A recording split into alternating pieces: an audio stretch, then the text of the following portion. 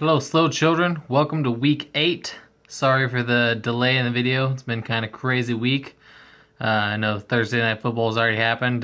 Wasn't too productive for anybody. A couple people got a few points, but no crazy production for anybody.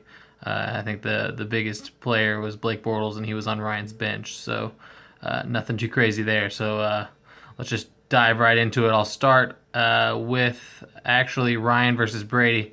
I actually like every matchup this week. I think it's going to be a good week. Everyone's pretty close, surprisingly. Even the bottom feeders and the top tiers. No one's projected a huge week. No one's projected a really bad week. So Ryan versus Brady. Ryan's just going to keep riding Spencer Ware and David Johnson until, Jamal Charles starts eating into those carries. Spencer Ware's the man. So that continues, and obviously Gronk good. So that keeps going. And as for Brady, he's put himself in good position.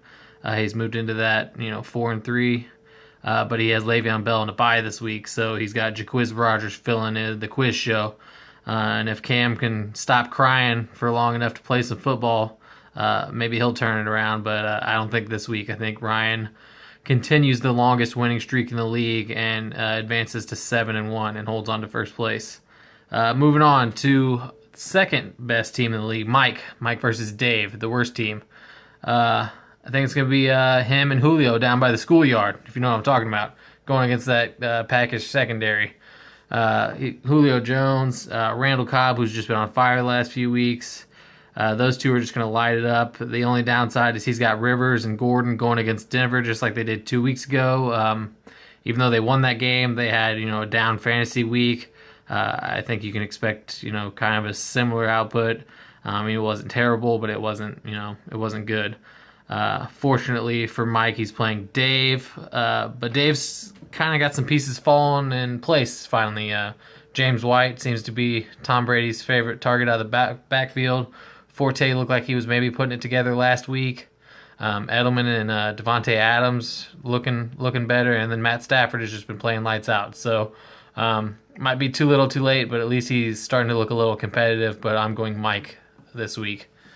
Moving on to Josh and Bobbitt. Josh on a 3-game win streak after Tom Brady came back. He's been a completely different team. And then he gets Zeke Elliott back this week. So Zeke and Brady back on the field together. And then Devontae Booker moving into the starting lineup with the injury to C.J. Anderson. So Josh got some interesting players out there. And then Bobbitt, Tyrod Taylor, another weapon gone this week with Marquise Goodwin out with a concussion. I think he's just going to chuck the ball 60 yards downfield, and when he's not doing that, I think he's going to run. That could lead to a chaotic game, but it can also lead to a lot of fantasy points for a quarterback. See Blake Bortles on Thursday Night Football. You could just get tons of garbage points. So I think Tyrod Taylor gets a lot of points. Dez comes back. That could be huge, especially in a primetime game.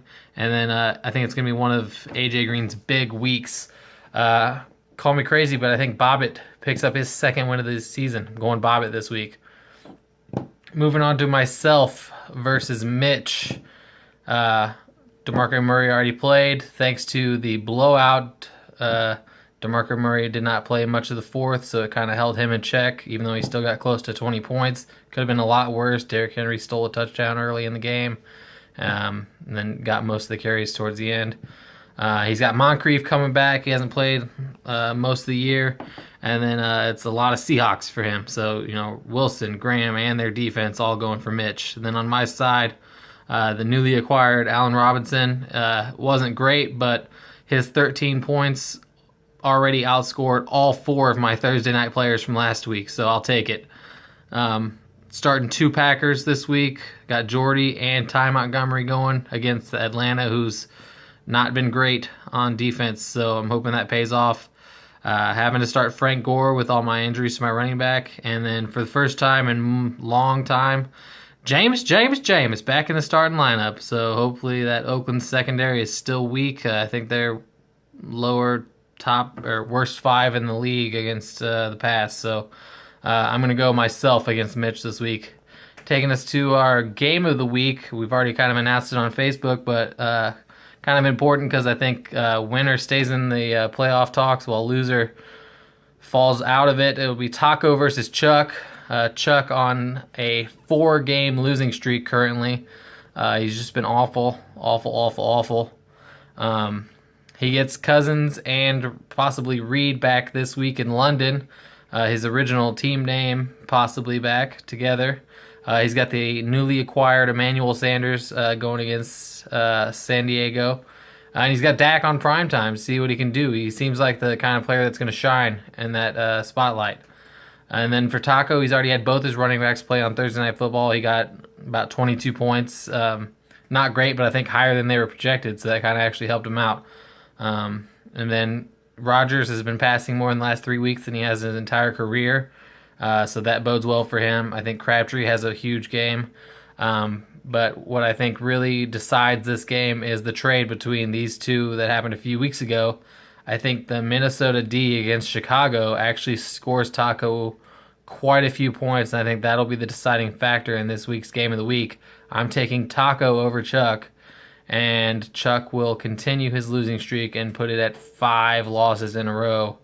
And there you have your Week 8 predictions. Enjoy it, slow children. Happy Halloween.